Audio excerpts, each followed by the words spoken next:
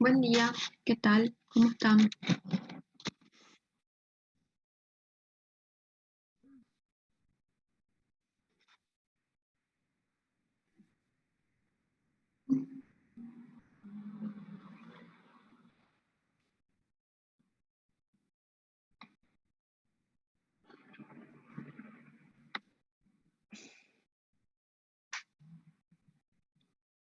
Bueno, vamos a empezar nuestra clase de hoy.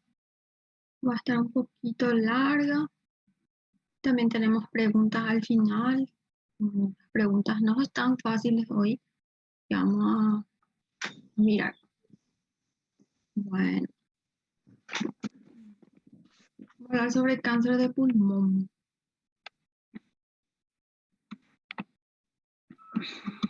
Bueno, el cáncer en general, de todas las causas, tiene altísima mortalidad a nivel mundial. En el 2012 se le atribuyeron 8.2 millones de muertes a los cánceres de cualquier tipo. Los cánceres que causan mayor número de muertes a nivel anualmente son los cánceres de pulmón, hígado, estómago, colon y mama. El 30% de los cánceres, de las muertes por cáncer, se deben a 5 factores de riesgo que son factores de riesgo comportamentales y alimentarios, como el índice corporal de masa elevado, consumo insuficiente de frutas y verduras, falta de actividad física y consumo de tabaco y alcohol. Por lo tanto, todos estos factores de riesgo son factores que pueden prevenirse, son factores modificables. El tabaquismo por sí solo provoca un mayor número de casos y a nivel mundial causa aproximadamente un 22% de todas las muertes por cáncer de cualquier tipo y es el responsable de 71% de las muertes por cáncer de pulmón. Es el factor de riesgo que está más directamente relacionado con el cáncer de pulmón, es el tabaquismo. Hay otros factores de riesgo, pero el tabaquismo es el principal factor de riesgo asociado a cáncer de pulmón. Según datos estadísticos, la incidencia del cáncer tiende a aumentar. Según datos de la American Cancer Society del 2019, se diagnosticarán en 2028 228.150 casos nuevos de cáncer de pulmón. Se cree que 152.670 personas van a morir a causa del cáncer de pulmón. El cáncer de pulmón es la principal causa de muerte por cáncer en hombres y mujeres. Tal vez no es el cáncer más frecuente, con mayor prevalencia en la población mundial, pero es el principal causante de los decesos por cáncer. 1 de cada 4 muertes por cáncer se debe a cáncer de pulmón. Cada año más gente muere por cáncer de pulmón que por cáncer de colon, seno y próstata combinados, debido a que hoy en día también tenemos esos programas y esas campañas de detección temprana. Tenemos el octubre rosa, el septiembre azul. Entonces, hay mucha campaña para detectar precozmente tanto el cáncer de mama como el cáncer de útero, de cuello uterino y el cáncer de próstata en los hombres. Pero no hay programas o screening para cáncer de pulmón en la población general. Y tenemos una alta incidencia de población tabaquista. Entonces, alrededor del mundo, ¿cómo se distribuyen los cánceres que más muertes causan? En hombres, la principal causa de muerte por cáncer es el cáncer de pulmón. Y en segundo lugar queda el cáncer de estómago en algunos países. Bueno, y en las mujeres, la principal causa de muerte por cáncer es el cáncer de mama todavía. Varias regiones de nuestros países. Y en algunos lugares la mayor causa de muerte es el cáncer de pulmón. Bueno, el 18,2% aproximadamente de todos los cánceres van a representar el cáncer de pulmón. El cáncer de pulmón se divide en dos grandes grupos según la histología, que puede ser cáncer a células pequeñas o cáncer de pulmón a células no pequeñas. Esto representa un 78,8% otra vez. Y estos cánceres de células no pequeñas se subdividen otra vez según tengan o no la presencia de este factor de crecimiento, el receptor de factor de crecimiento epidérmico en su superficie. Puede ser positivo o negativo. Y si tiene un positivo, el receptor en la superficie de las células tumorales, este grupo de pacientes recibe un tratamiento específico. Entonces vemos que 56,9% de pacientes con mutación, o sea, tienen una mutación genética, pero son pacientes que nunca fumaron también. O sea, que podemos tener cáncer de pulmón en personas que nunca fumaron debido a que puedan tener alguna predisposición genética o estar expuestos a otro factor de riesgo. Otras causas asociadas, la genética, el humo de leña, el alcohol, factores ambientales, otros carcinógenos y el tabaquismo. Entonces, los nuevos casos estimados tenemos en hombres, la incidencia del cáncer de próstata es mucho mayor que la incidencia del cáncer de pulmón. En mujer tenemos el cáncer de mama en primer lugar, después el colorectal y después el cáncer de pulmón. Esto en países desarrollados. pero los números son bastante similares a la de la población mundial. Las muertes por cáncer de pulmón, la primera causa de muerte de cáncer de pulmón en el hombre es por cáncer de pulmón. Y en las mujeres tenemos primero el cáncer de mama, sigue siendo alta la muerte por cáncer de mama, y luego tenemos las muertes por cáncer de pulmón. Entonces, lo que pasa es que el cáncer comienza a desarrollarse a una etapa de la vida. El paciente llega a consultar en el momento que presentan síntomas respiratorios como hemóptisis, dificultad para respirar, caquexia, y llega en una etapa en donde cuando le diagnosticamos ya estamos en estadios muy avanzados del cáncer, y la supervivencia a los 5 años es prácticamente el 0% de todos estos pacientes, no superan los 2 años. Y con exámenes de detección precoz, ¿verdad? Un tamizaje, un cribado para la población que tiene factor de riesgo, podemos detectar el cáncer en estadios más tempranos y podríamos mejorar esa supervivencia a los 5 años en un 100% para este grupo de pacientes. Bueno, ¿cuáles son los factores de riesgo?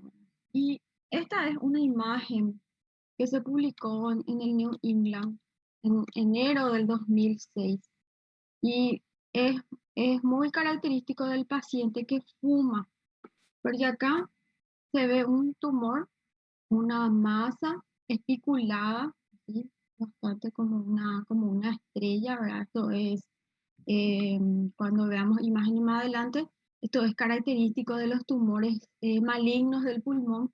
Y acá en el bolsillo del paciente se aparece su factor de riesgo, ¿verdad? La causa de su cáncer. Entonces es directamente relacionado al tabaquismo. El 70% de los cánceres de pulmón.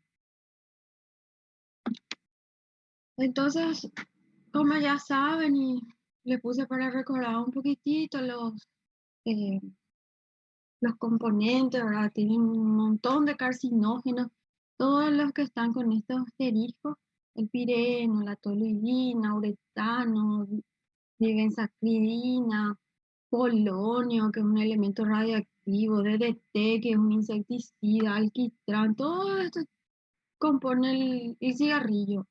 Y la combustión de todos esos productos es lo que el paciente está inhalando, y también está inhalando la persona que está fumando pasivamente. ¿Sí? Aún imposible es no generar algún tipo de displasia con todos estos elementos que se están inhalando. Entonces, el humo del tabaco, uno de los principales factores de riesgo, que por lo menos el 80% de los cánceres de pulmón son secundarios al tabaquismo. El riesgo de padecer cáncer de pulmón está directamente proporcional a la cantidad de cigarrillos fumados por día y a la cantidad de años fumados. O sea que estamos hablando directamente del índice tabáquico, ¿verdad? De los paquetes años que fuma el paciente. Los fumadores pasivos tenemos, ¿se acuerdan cuando hablamos de POC? Tiene un riesgo aumentado de padecer cáncer de pulmón en un 30% también, porque ellos están inhalando el humo de combustión del cigarrillo y también están inhalando de forma lateral el humo que sale del paciente que fuma. Entonces, como hay una doble inhalación, un doble factor de riesgo para estos pacientes fumadores pasivos, se ve mucho en la esposa que no fuma, pero que el marido fuma. Entonces, se ven mujeres que resultan a la larga tener cáncer de pulmón, pero que nunca han fumado un cigarrillo. Algunas ocupaciones laborales. Los trabajadores en contacto con asbesto, principalmente, una sustancia química que se usa en aislamiento, en la minería o en la industria textil, petróleo y sus derivados, también tienen cifras mayores de cáncer de pulmón, y también se ha relacionado el cáncer de pulmón con la exposición al níquel y al radón. La edad, como en casi todos los tumores o casi todos los cánceres, el riesgo de tener cáncer de pulmón también aumenta con la edad. Y el sexo, es mucho más frecuente el cáncer de pulmón en los hombres, debido a que ellos se iniciaron en el hábito de fumar mucho antes que la población femenina. Eso siempre venimos hablando también en EPOC, dentro de unos años también eso va a cambiar, porque actualmente tanto la población femenina como la masculina fuman por igual, pero es más frecuente actualmente y hasta ahora sigue siendo así que es más diagnosticado en hombres que en mujeres. Y los factores genéticos, tenemos una herencia, o sea, familiar de cáncer de pulmón. El riesgo de desarrollar cáncer de pulmón se multiplica por 4 cuando hay antecedentes familiares de la enfermedad. Entonces, ¿cuál es el riesgo relativo de producir cáncer de pulmón? En personas que nunca fumaron, el riesgo relativo es 1. Eso significa que no hay una asociación directa entre el factor de riesgo y el evento. En personas que fumaron media cajetilla por día, el riesgo relativo de tener cáncer de pulmón es 15 veces mayor que la población que no fuma. En personas que fumaron más de 2 cajetillas, el riesgo relativo sube a 64 veces más riesgo de las personas que no fuman. En exfumadores tenemos un 2 a 10 veces más riesgo de desarrollar cáncer. Esposa no fumadora expuesta a esposo fumador entre 1,4 a 1,9 veces más riesgo de desarrollar cáncer de pulmón. Y el que trabaja con asbesto, que el que fuma y el que no fuma. Si trabajas con asbesto y fumas, tenés un 92 veces más riesgo de desarrollar cáncer de pulmón que la población general. Y los familiares de pacientes con cáncer de pulmón. Si tengo un familiar directo, un familiar, un hermano, un papá, una mamá que tuvo cáncer de pulmón, yo tengo un riesgo, si fumo, de 14 veces de desarrollar cáncer de pulmón y si no fumo, el riesgo se multiplica por 4. ¿Cuáles son los mecanismos patológicos propuestos? Em, Hay un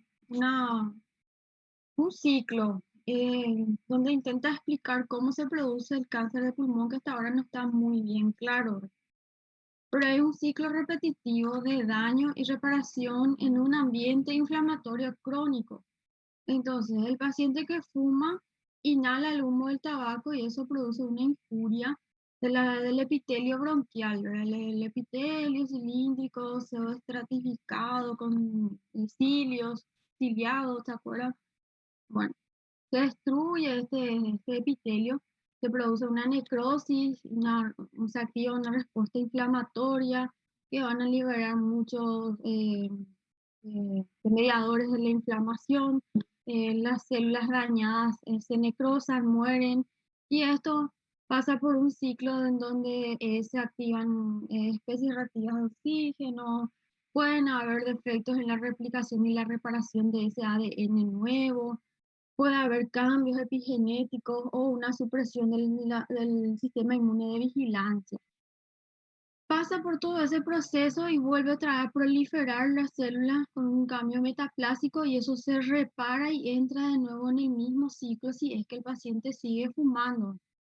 Vuelve otra vez a estar en contacto con la injuria en un ambiente inflamatorio crónico y entra otra vez en el ciclo hasta que en algún momento dado se piensa que esto se produce un cambio displásico y eso produce un carcinoma in situ que, bueno, cuando pasa la lámina basal ya se convierte en un carcinoma invasivo.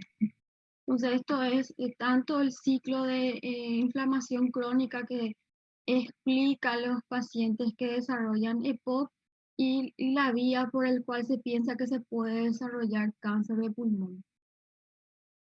Bueno, entonces tenemos nuestro epitelio bronquial normal, las células cilíndricas, estratificadas con cilios y células caliciformes. En un ambiente inflamatorio del paciente que fuma, va perdiendo los cilios, hay una hipermucosidad, eh, se generan cambios displásicos en el epitelio y finalmente desarrollan cáncer de pulmón, carcinoma invasivo y cáncer de pulmón. El cáncer de pulmón normalmente demasiado rápido prolifera porque tenemos acá ya cerca de la lámina basal los ganglios linfáticos y los vasos sanguíneos Entonces, cuando las células tumorales se multiplican, ¿sí? Hola. Bueno, cuando las células tumorales se multiplican, van invadiendo más el tejido pulmonar y alcanzan las células, los vasos linfáticos y las venas, los vasos pulmonares, y se disemina, puede diseminarse a ganglios linfáticos, se pueden diseminar a otro lóbulo del mismo lado, puede diseminar a cualquier parte, pleura, grasa pericárdica, el pulmón del lado contralateral. Entonces, la diseminación es muy rápida en los pacientes con cáncer de pulmón. Entonces, la gran clasificación, el carcinoma de células pequeñas y el carcinoma de células no pequeñas. A células pequeñas también se les conoce como carcinoma microcítico, y la clasificación de este tipo de cáncer es según su extensión, que puede ser diseminado o no. Y el cáncer de células no pequeñas o no microcítico se clasifica según el estadio TNM. Vamos a ver después los estadios TNM. Entonces, tenemos el carcinoma escamoso, son los tumores epiteliales malignos, el carcinoma escamoso, el adenocarcinoma, carcinoma de células grandes, carcinoma de células pequeñas, el carcinoma adenoescamoso, tumor carcinoide y carcinoma de glándulas bronquiales. La distribución, según la frecuencia, según la distribución histológica, tenemos el adenocarcinoma, que es el más frecuente, 40% de todos los tumores de células grandes es debido al adenocarcinoma, el tipo histológico más frecuente. Luego tenemos el carcinoma de células escamosas y con menor frecuencia el carcinoma de células grandes. Y un 10 a 15% de todos los cánceres representan el carcinoma de células pequeñas.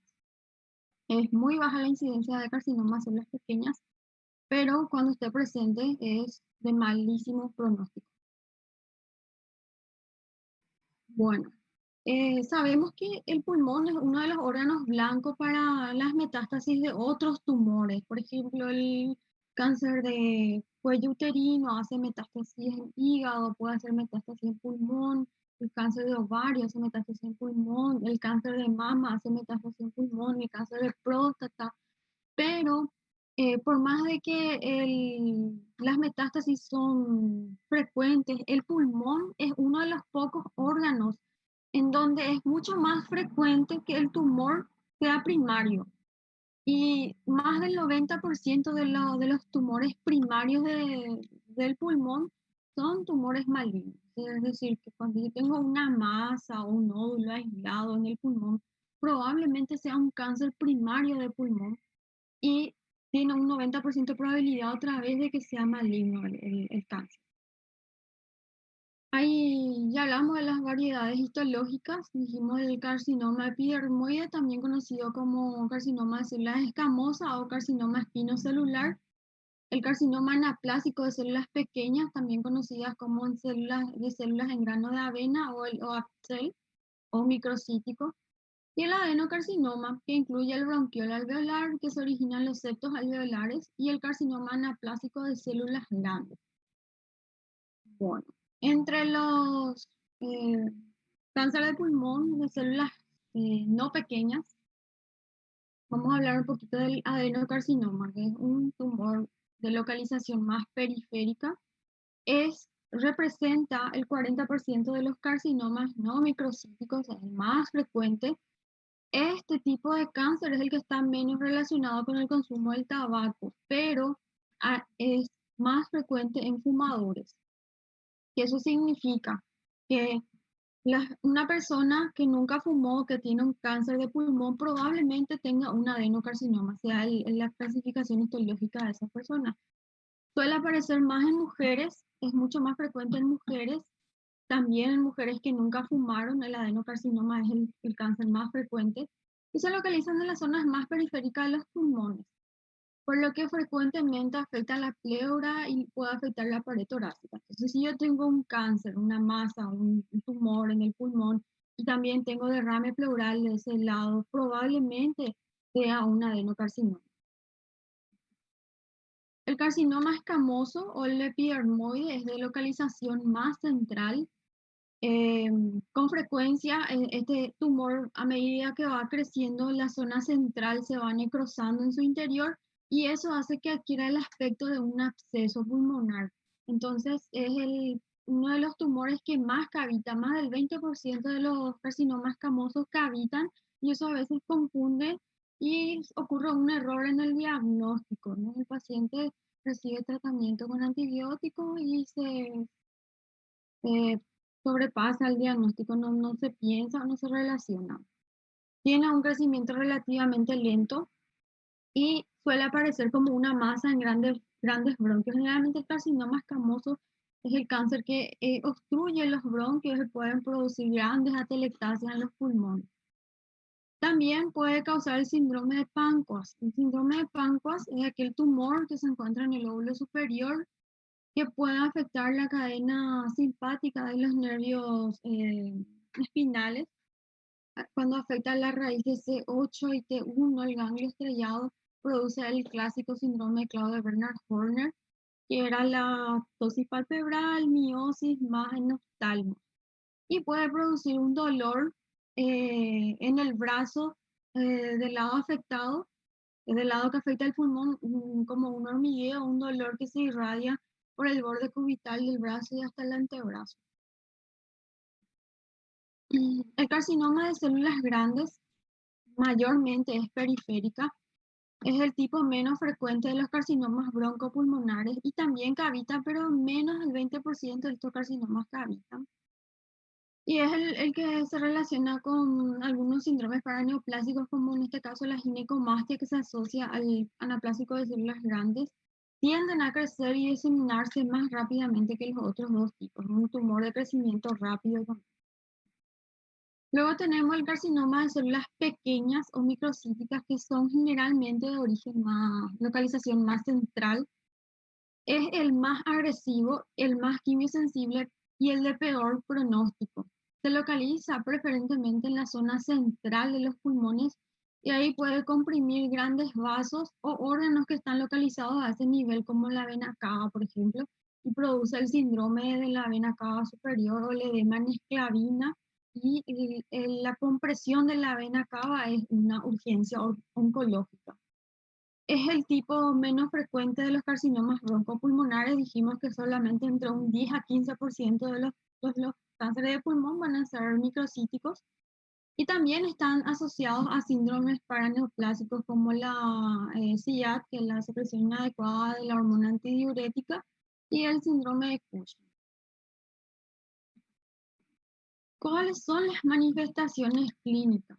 El, lastimosamente es insidioso, el origen es insidioso, puede pasar totalmente asintomático. Muchas veces cuando le hacemos una radiografía en otro contexto es un hallazgo radiológico las masas tumorales. No produce síntomas hasta que la enfermedad esté muy avanzada. Cuando el tumor está obstruyendo los bronquios, cuando el tumor está invadiendo el bronquio y de repente el paciente hemopisa, o cuando ya hay una caquexia, o cuando ya produce dificultad respiratoria, ya estamos en estadios muy avanzados de cáncer de pulmón. 7 a 10% de los casos de cáncer de pulmón se diagnostican en pacientes asintomáticos cuando una radiografía de tórax realizada por otros motivos revela la enfermedad. O sea que viene mi paciente por un cuadro respiratorio agudo y le hacemos una radiografía pensando en otra sospecha diagnóstica y encontramos una masa. Y ahí interrogamos sobre el antecedente, o el paciente fumaba o tiene familiar con cáncer o está expuesto a otros factores de riesgo. Entonces, solamente un 7 a 10% de los casos se diagnostican estadios tempranos cuando los pacientes están asintomáticos. El diagnóstico inicial. En el diagnóstico inicial, el 20% de los pacientes tienen enfermedad localizada, el 25% de los pacientes ya tienen metástasis regionales y el 55% de los pacientes tienen una diseminación a distancia de la enfermedad cuando se le diagnostica. O sea que es otra vez altísimo el porcentaje de diagnóstico en estadios muy avanzados y eso es debido a la falta de un programa, un screening para la población con factores de riesgo. Los síntomas pueden ser síntomas locales, sistémicos o órganos específicos.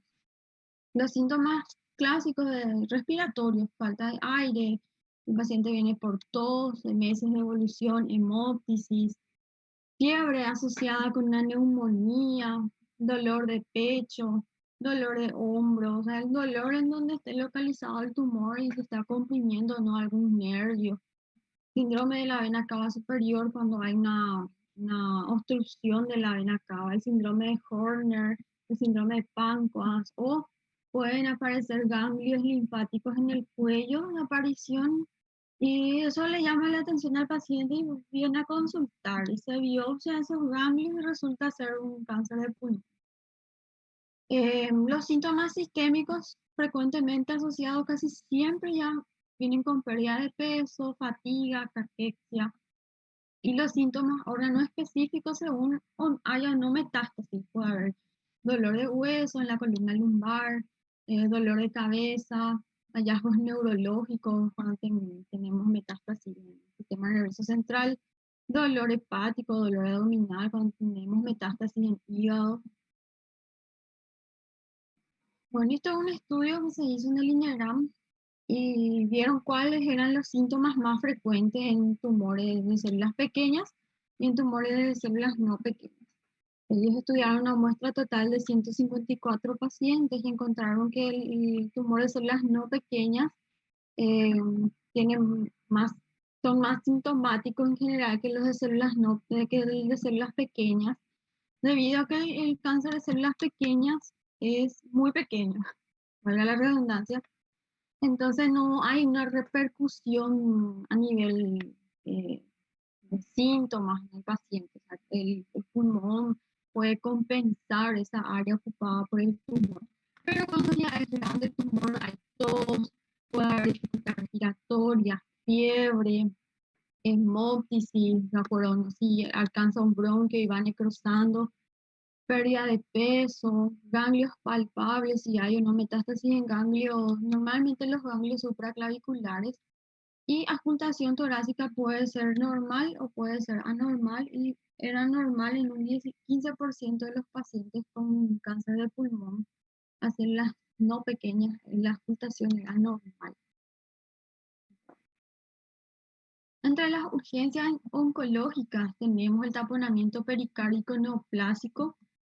Tenemos el síndrome de la vena cava superior, que es por la compresión de la vena cava superior por un tumor, y eso produce un edema en miembros superiores, en cuello y la cara, el rostro del paciente. El famoso edema en esclavina, como seguramente escucharon en alguna otra materia.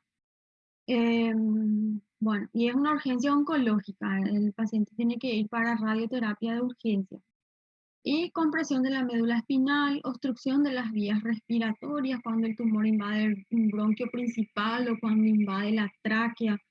Es una urgencia oncológica por obvias razones. Metástasis cerebrales y la hipercalcemia como un síndrome paraneoplásico es una urgencia oncológica.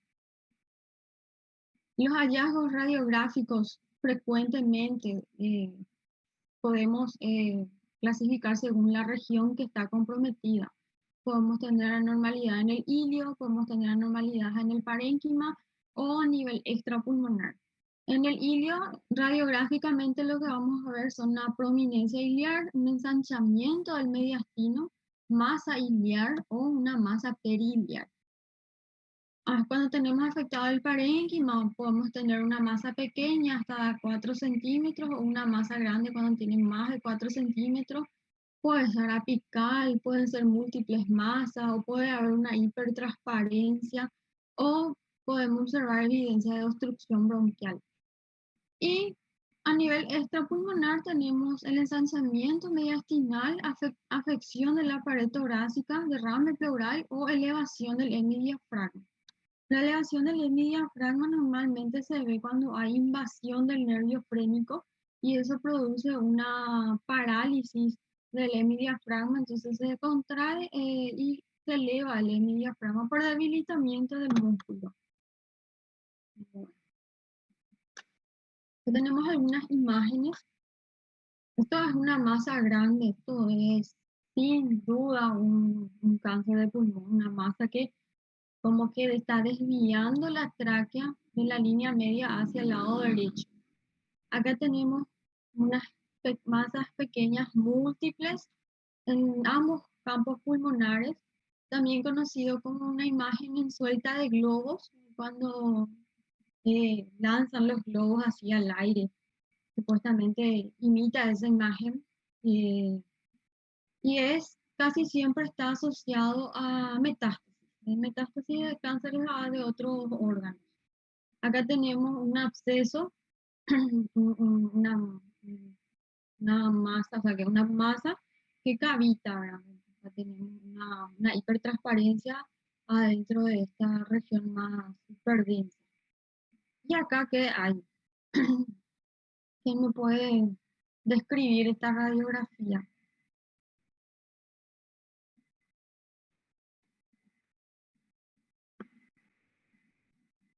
Están ahí, ¿verdad?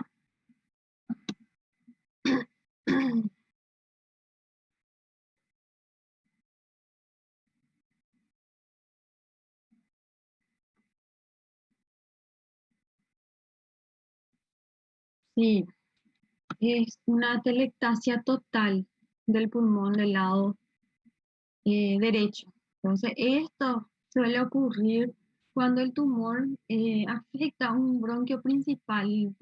Probablemente está afectado o hay invasión en el bronquio fuente del lado derecho y eso obstruye totalmente y produce una retracción de la tráquea del mediastino hacia el lado del tumor. Hay una disminución de los espacios intercostales de ese lado y como que el pulmón izquierdo se aumenta fisiológicamente para compensar esta, esta telectasia. Entonces, probablemente vemos así pacientes con estas radiografías que están allí sin dificultad respiratoria porque este pulmón está compensando, está saturando bien. Hay dificultad respiratoria, moderados esfuerzos, pero el paciente lleva una vida así normal. Vienen, generalmente vienen cuando presentan dolor. Cuando hay dolor, ya hay infiltración de nervios comprometidos, entonces estamos en estadios muy avanzados. Entonces es una atelectasia. ¿Por qué no es un derrame pleural? Porque en el derrame vamos a ver aumento del espacio intercostal y el mediastino va a estar desplazado hacia el lado contralateral, o sea que al revés que la atelectasia. Entonces, la atelectasia total de pulmón izquierdo. Acá tenemos otra placa, una radiografía donde se observa una masa en el lóbulo superior derecho y el corte tomográfico de esta imagen es esta, una masa bien definida, una masa grande.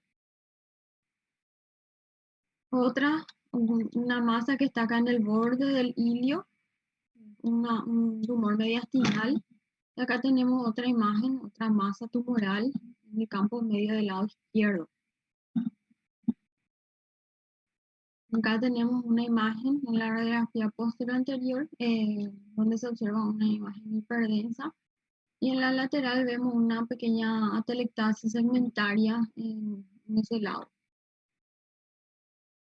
Una radiografía posterior anterior normal aparentemente y en la lateral vemos un tumor que se encuentra localizado por detrás de la silueta cardíaca.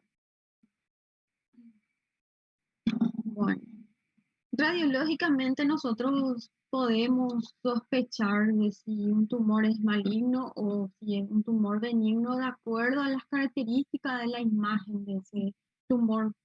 Obviamente esto lo que va a definir ciertamente es la biopsia, es la anatomía patológica, pero cuando tenemos una imagen, nosotros también ya podemos más o menos pensar que probablemente esto sea benigno, probablemente eso sea maligno, porque es lo primero que el paciente te pregunta, ¿verdad? Cuando le decís hay un tumor o hay una masa o hay una mancha en tu pulmón, ellos te preguntan si es algo benigno o si es maligno. Entonces, por la característica de la imagen, nosotros podemos predecir pero el que tiene la palabra final siempre es la anatomía patológica. Entonces, según el tamaño, según la localización, según los márgenes del tumor, la densidad, si hay o no calcificación y el tipo de calcificación que presenta, si tiene o no contenido graso o si hay broncograma aéreo.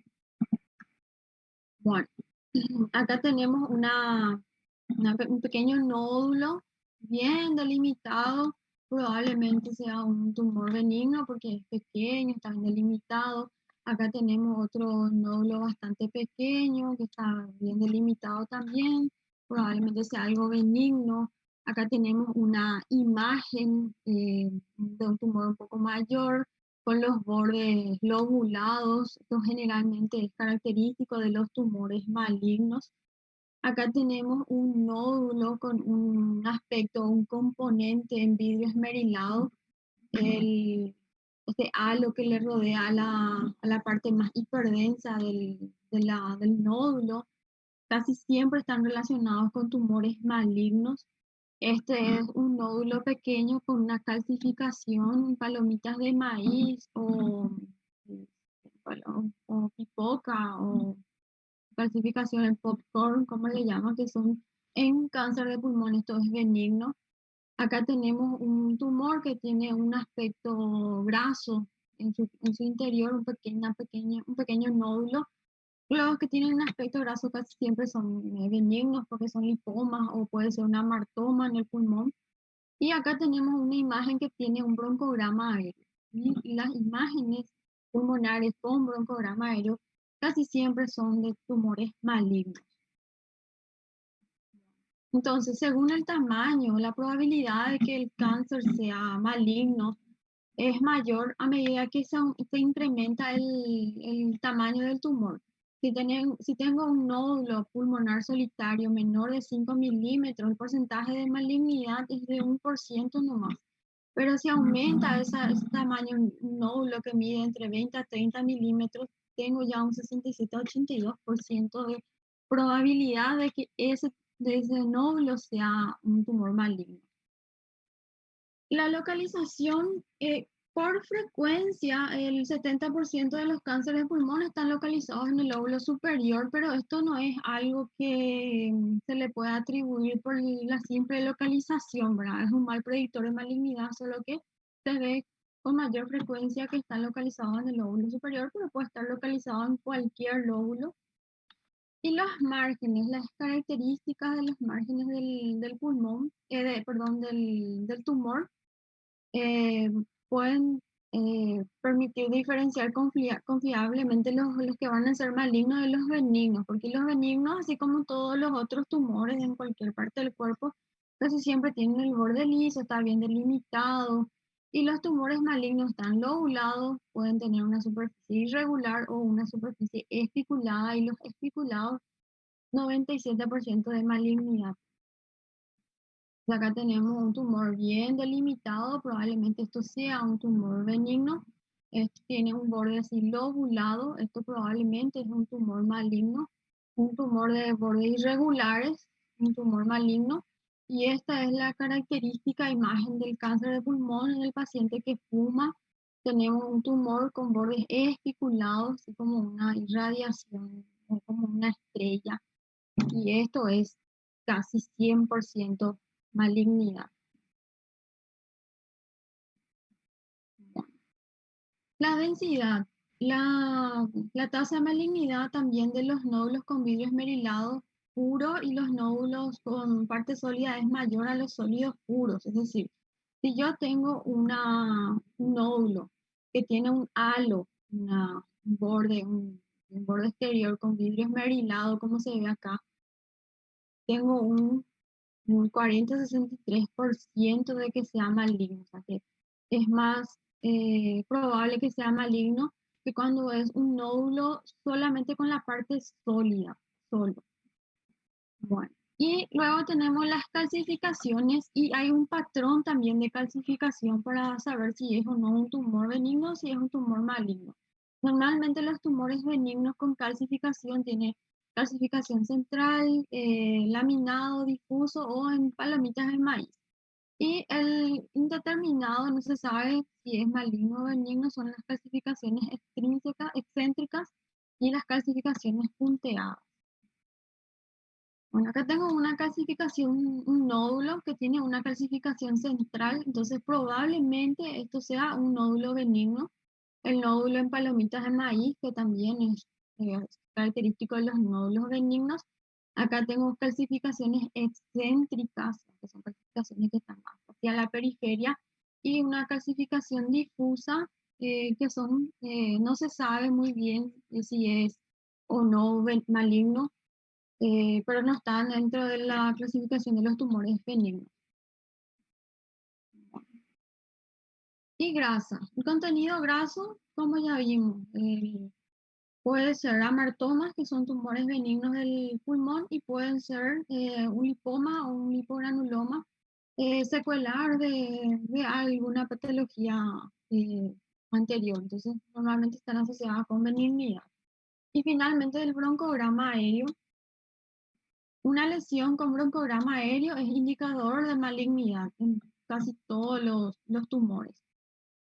Em, Broncograma aéreo, burbuja o pseudocavitación está presente en el 30% de los nódulos pulmonares solitarios malignos y pueden ser por adenocarcinoma o linfoma. Y el 6% de los nódulos pulmonares solitarios son benignos, o sea que es muy baja el porcentaje de benignidad.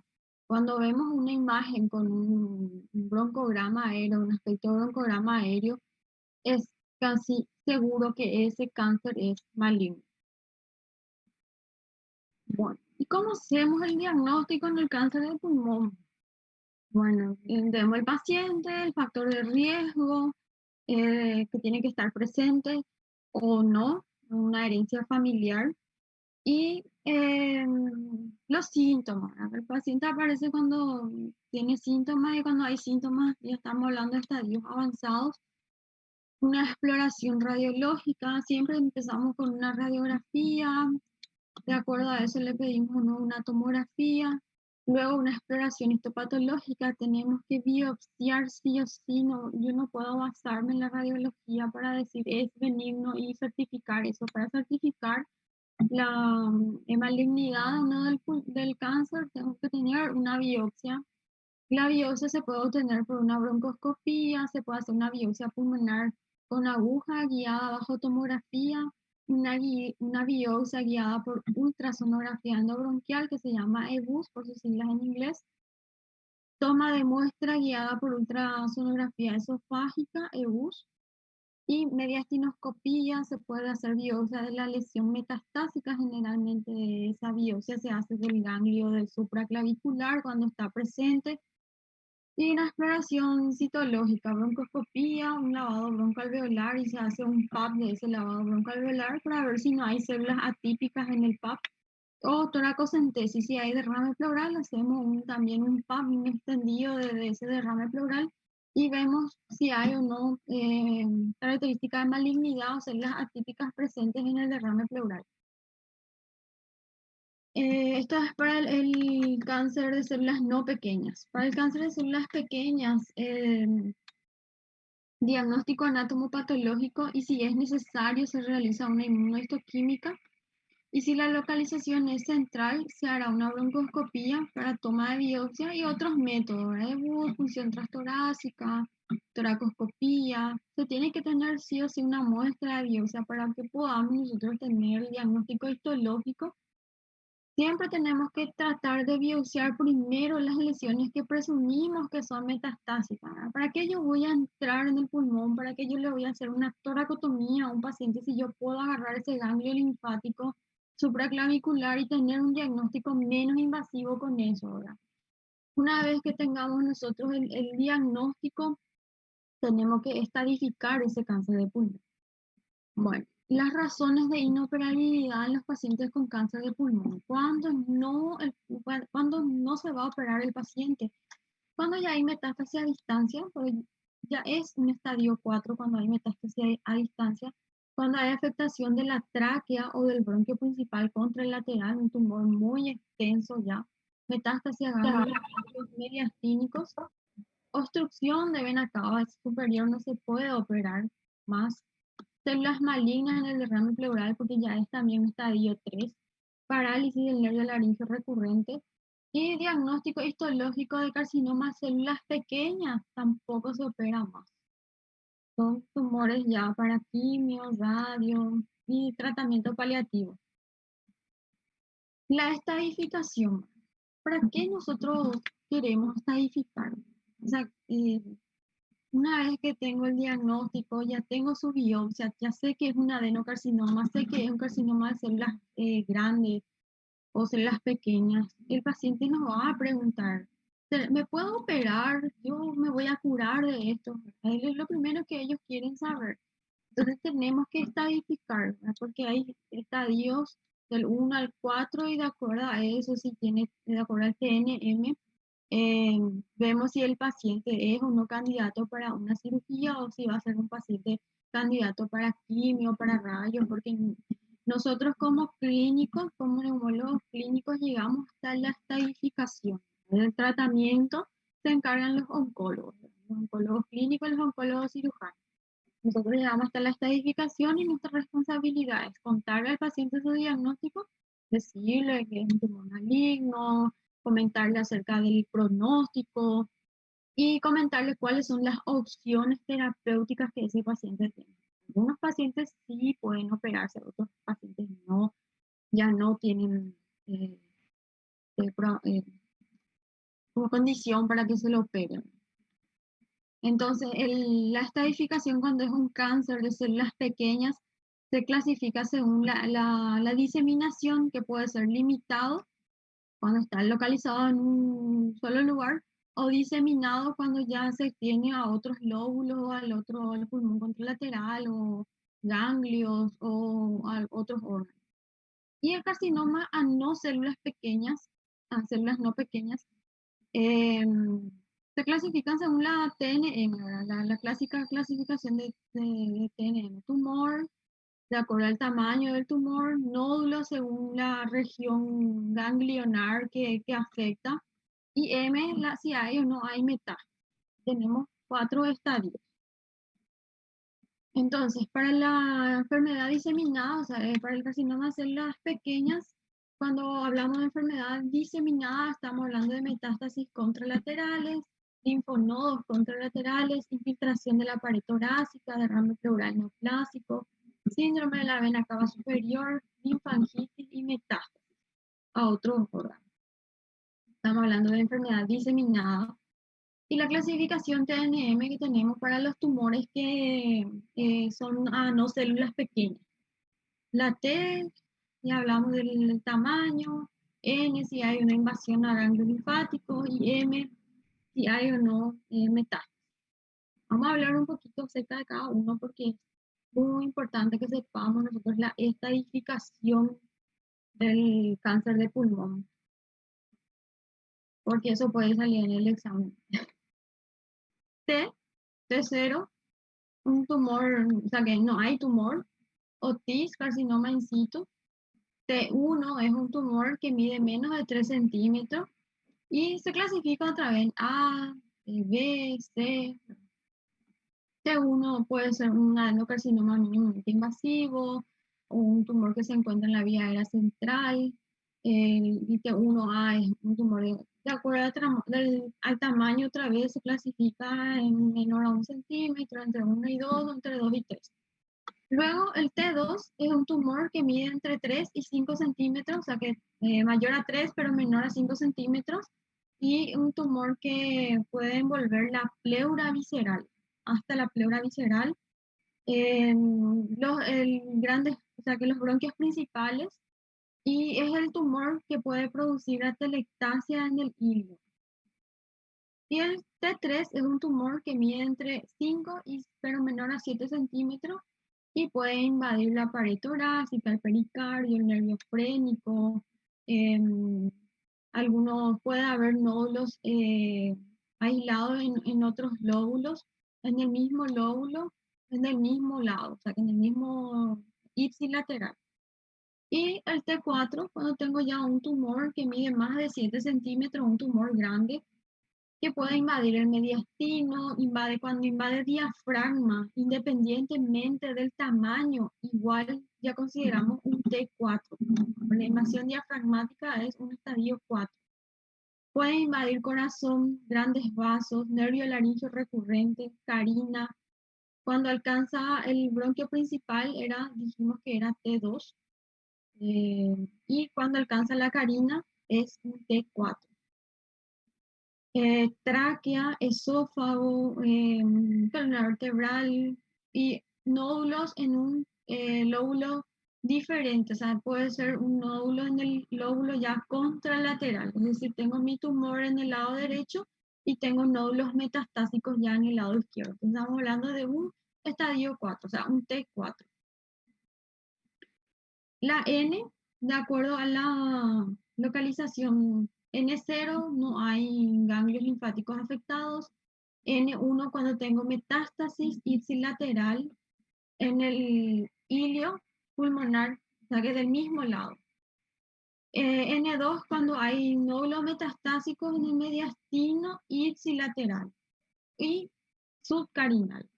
Y N3 es cuando ya pasa la línea media, ¿verdad? Metástasis contralateral mediastinal, iliar contralateral o nódulos supraclaviculares.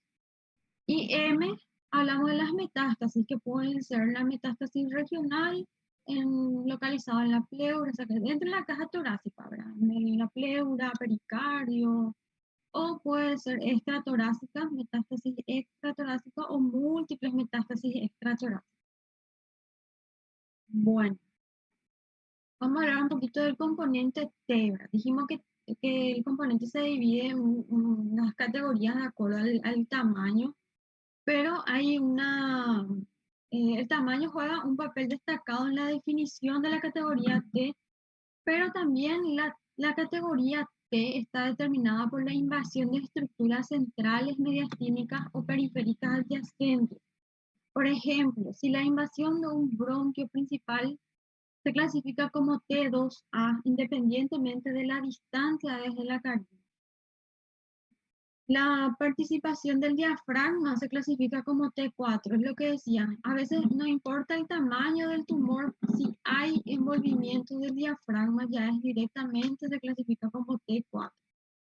Y la participación de la grasa iliar se clasifica como T2A y la participación de la grasa mediastínica como T4. ¿Sí? Imagínense, nosotros teóricamente tenemos que saber esto, pero el cirujano o las técnicas de imagen que nos va a mostrar dónde están localizados los ganglios metastásicos tienen que saber diferenciar muy bien la grasa iliar de la grasa mediastínica, porque está muy cerca uno de otro. Y la participación del pericardio parietal se clasifica como T3. Y la participación del pericardio visceral se designa como T4. Son dos estructuras que están muy adyacentes, pero si es parietal es T3 y si es visceral estamos hablando de T4.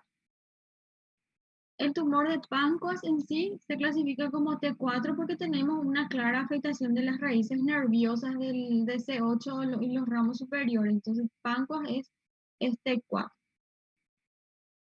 Y hablamos del componente N, los ganglios, la afectación ganglionar. Entonces, a modo de repaso, traje para mirar cuáles son las estaciones ganglionares mediastinales. Tenemos la estación 1, que es la estación supraclavicular, región supraclavicular, cervical baja y esternal. La estación 2 son las paratraqueales derecho y paratraqueales izquierdo. Luego tenemos la estación 3, que es la prevascular 3A, y 3P, la retrotraqueal, ¿verdad? Son anteriores y posteriores, ¿verdad? Son la estación 3. La estación 4 tenemos los paratraqueales derechos y paratraqueales izquierdos también.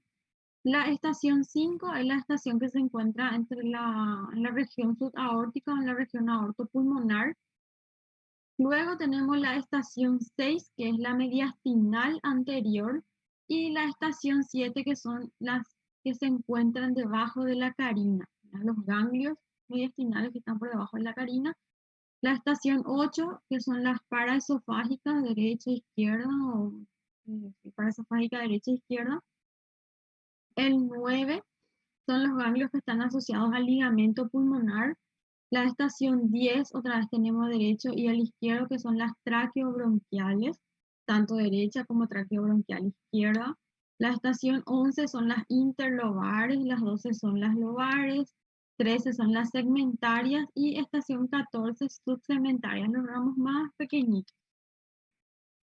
Bueno, y lo que dijimos, N1, ganglios, invasión a ganglios en la región iliar, peribronquiolar o intrapulmonar ipsilateral, y N2 cuando la metástasis afecta los ganglios mediastinales ipsilaterales o hasta ganglios subcarinales, y N3 cuando tenemos todo contralateral, mediastinal contralateral, iliar contralateral, escalenos ipsi o contralaterales y supraclaviculares ipsi o contralaterales. Entonces, tengo acá un N1, el tumor, el rosa, que afecta todo hasta el bronquio, la región iliar. N2, un tumor que puede afectar la región paratraqueal hasta la línea media, no tiene que pasar la línea media. Y N3, el tumor ya hace metástasis en los ganglios contralaterales, espinales, contralaterales, iliares, contralaterales, puede haber metástasis supraclaviculares, ipsi o contralateral, entonces es la estadificación. Y el M, hablamos de las metástasis, nódulo en el lóbulo contralateral, nódulos pleurales, derrame pleural maligno o metástasis a distancia. Acá tenemos una masa pulmonar derecha con nódulos metastásicos contralaterales. Acá tenemos una obstrucción, ven cómo se estrecha acá el calibre del bronquio fuente del lado derecho abruptamente por un tumor, por una compresión extrínseca. Y acá hay una imagen de líquido en la pleura, un derrame pleural, que a la punción demostró citología maligna positiva. ¿Cuál era el cáncer que estaba asociado al derrame pleural? Más frecuentemente era el adenocarcinoma. Probablemente entonces si le hacemos una biopsia, puede ser que venga un adenocarcinoma. Metástasis a otros órganos, múltiple metástasis, el hígado generalmente uno de los que más rápido se afecta, y el sistema nervioso central. Bueno, y tenemos los estadios, los distintos estadios, cuatro estadios de acuerdo a la clasificación TNM del paciente. Y una vez que tengamos la estadificación, sabemos qué componente T, qué componente N es, qué componente, si hay o no metástasis, le clasificamos al paciente en estadio 1A, hay 2A, 2B, 3A, 3 hasta 4, 4A, 4B. Entonces, si el paciente se le diagnostica en un T3N1, estamos hablando de un tumor en estadio 3A. Entonces, hasta acá es la línea quirúrgica. Hasta acá todos los pacientes que están dentro de este grupo son los pacientes candidatos a cirugía y quimio, radioadyuvante después, ¿verdad? Todos los pacientes que están por fuera de esta línea son pacientes que ya no tienen, no son más candidatos, ya no tienen chance de operarse. Ya son tumores en estadios muy avanzados. Entonces nuestra línea quirúrgica va hasta 3A.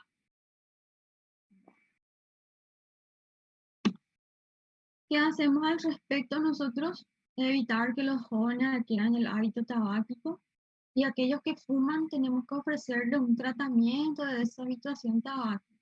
Como hablamos en EPOC, hay un programa y hay una forma de hacer el cese tabáquico. No, ya les comenté que no se trata algo de fuerza de voluntad, porque es una dependencia neurológica, ¿verdad? Capaz hay pacientes que sí tengan esa fuerza para dejar de fumar, sí, de una vez, pero no ocurre en todos los casos, porque el tabaquismo es una enfermedad también y hay que tratarla como tal.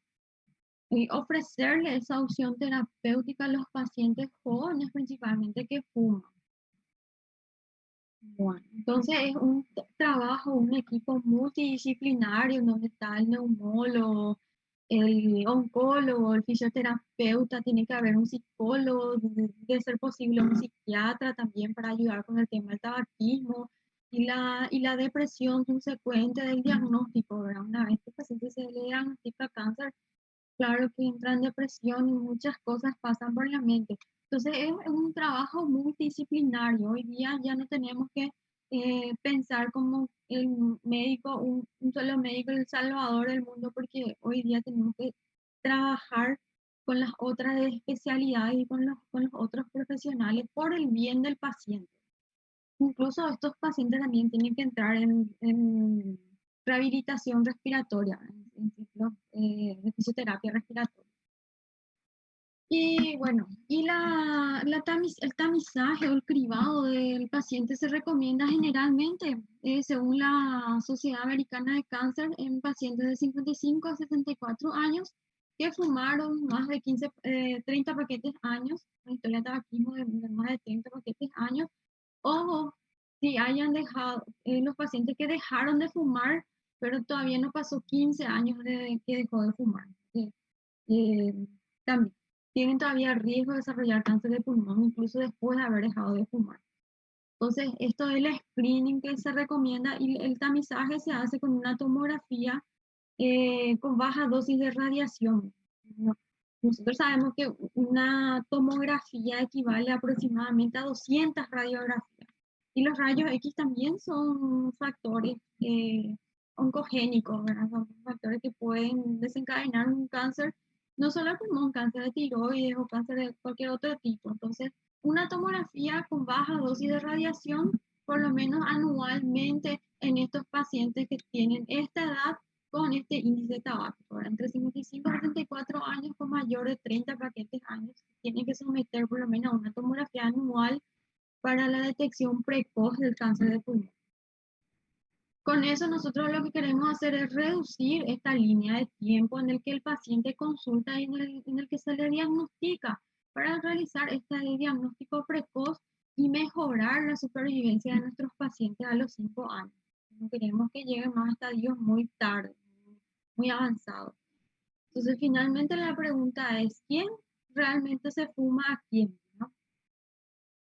Entonces, con esto terminamos. Si está acá, ¿hay alguna pregunta al respecto?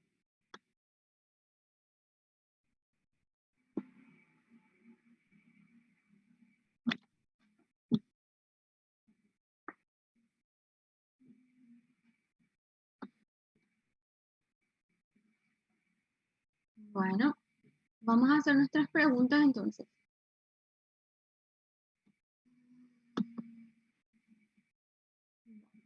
Tengo un paciente de 69 años con gran carga tabáquica, todos con expectoración sanguinolenta y pérdida de peso. Es remitido de otro centro con diagnóstico de absceso pulmonar. ¿En cuál de los siguientes tipos de cáncer de pulmón se debería pensar? En primer lugar, carcinoma de células pequeñas, adenocarcinoma, carcinoma escamoso, carcinoma de células grandes, o no existe la posibilidad de que sea un cáncer de pulmón.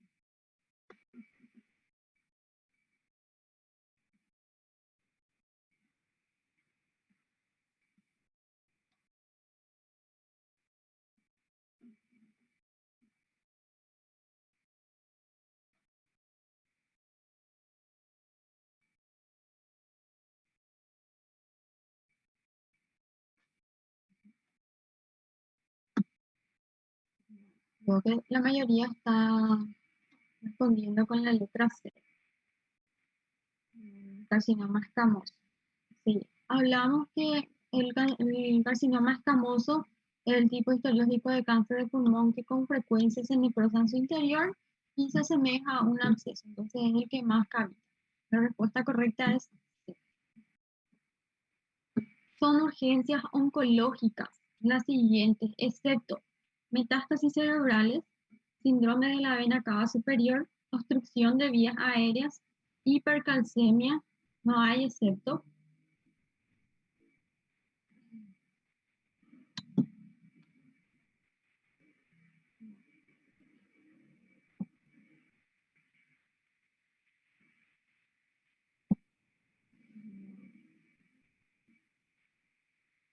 Muy bien, no, no hay excepto, ¿verdad? Todos eran eh, urgencias oncológicas. Sobre el cáncer de pulmón, marque la respuesta, la opción incorrecta. La incidencia y mortalidad son mayores en hombres que en mujeres. Del 85 al 90% de los casos son microcíticos. Pacientes con EPOC y otras enfermedades pulmonares crónicas presentan mayor riesgo de desarrollar cáncer de pulmón que el resto de la población. Los fumadores pasivos aumentan en un 30% el riesgo de desarrollar cáncer de pulmón. Todas son correctas.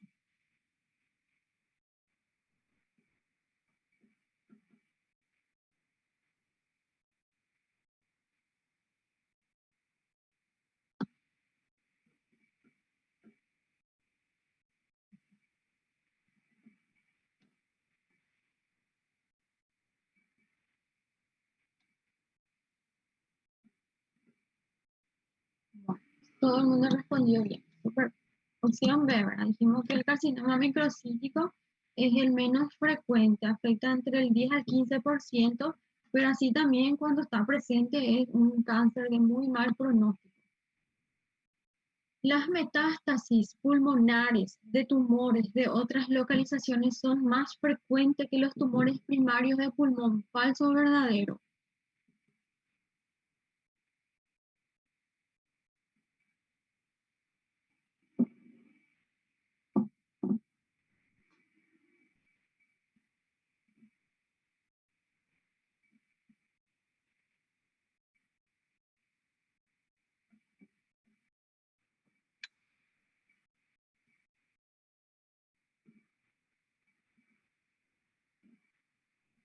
¿Vale? ¿Quién da más? ¿Falso o verdadero? Falso.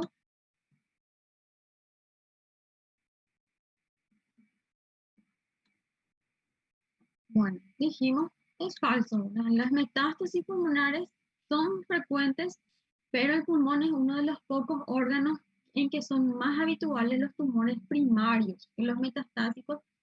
Más del 90% de sus tumores primarios eran malignos. El carcinoma microcítico se localiza preferentemente en la zona central de los pulmones, pudiendo comprimir vasos u órganos localizados en este nivel, vena cava, etc. ¿Falso o verdadero?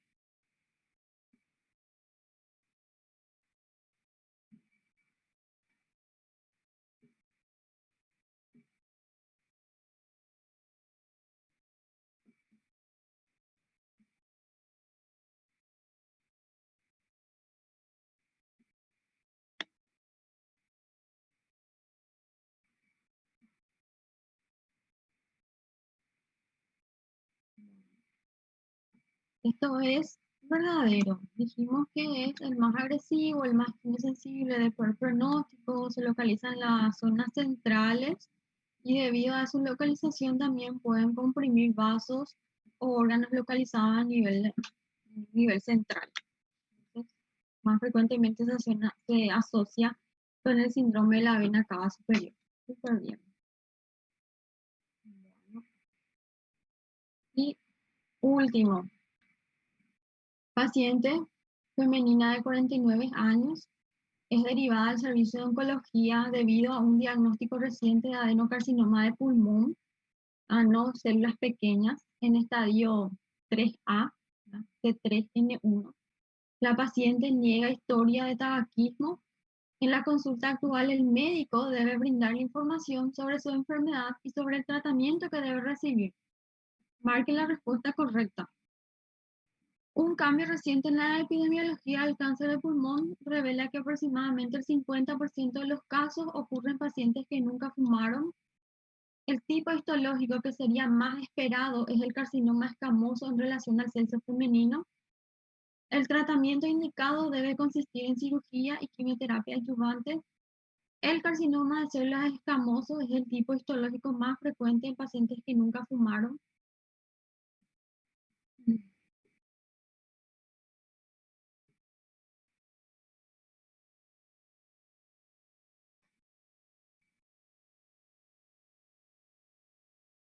Dice estadio 3A.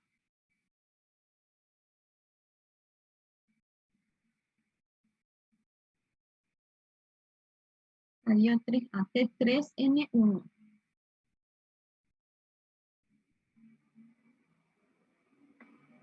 Recién vimos en el cuadrito la línea roja, en donde indica hasta dónde se pueden operar y después quiénes ya son los que no se tienen que operar. Y esta era nuestra línea, nuestro punto de corte. Hasta el estadio 3A el paciente se puede operar. T3N1. Este justito se encuentra en este estadio nuestro paciente. T3N1. Entonces, es todavía una paciente para cirugía, candidata para cirugía y quimioterapia ayudante posterior.